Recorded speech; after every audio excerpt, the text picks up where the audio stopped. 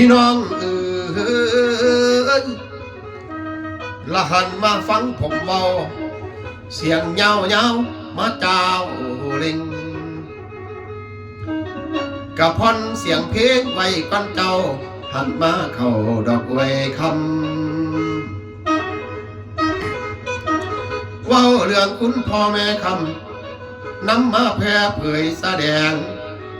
หาแต่แทงใจดำผ่านผู้ฟังทำน้องเว้าเกิดมาเน่าในบ้านสายสัมพันธ์แต่กี่เก่า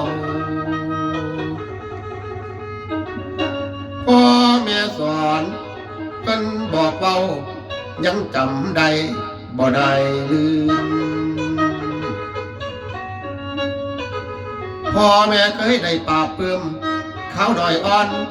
พานอนเถียงเลี้ยงไว้ดำทำนาซอยแห้งพ่อแง่งใดละเขาสมัยยังหามนขุดดินพูอุ่นแรงกิน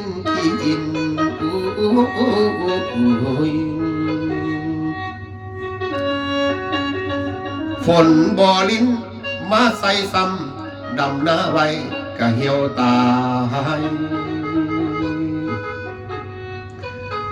ละคิดน้ำสายไก่เก่าตะกี้เก่าผมยังจำพ่อแม่ทำหน้าไทยไหลน้ำแต่ฝนฟ้าเลี้ยงลูกม้าหลายคนใดจนทั้งกายเพิ่นอีตอน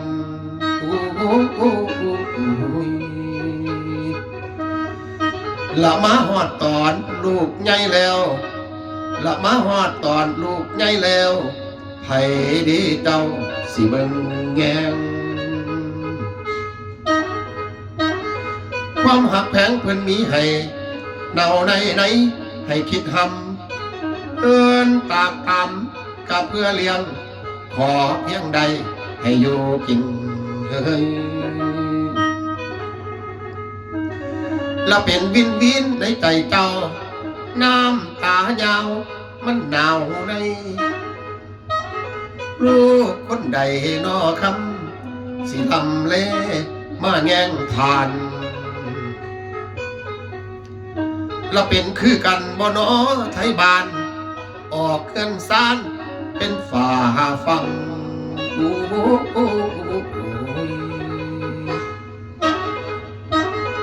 เลี้ยงลูกเมียต่อตังไปทำสั่งอยู่ห่างเฮือน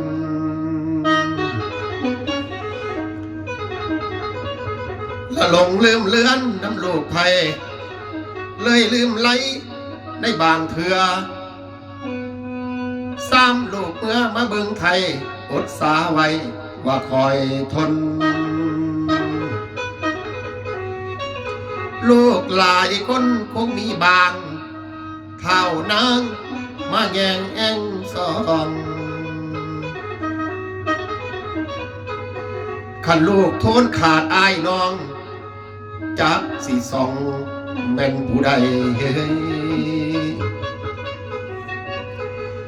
ละหากินเองกะบ่ได้ความเท่าไรให้แห้งหนีหลายปีป่ายผ่านมาแก่สาลามาตำตองก็ได้แต่ของคอยไทยเอิ้นเลี้ยงใหญ่สิดูแลไปอยู่แก่ทางใดให้ตาวมาเด้อเจ้าพ่อแม่เราสลาแล้วเฝ้าแจวมาเด้อจอบส่องละมีบ่นอน้อพี่น้องละมีบ่นอน้อพี่น้องที่มองขามพ่อแม่ทิ้งลิงมาแนมปุยดีน้อง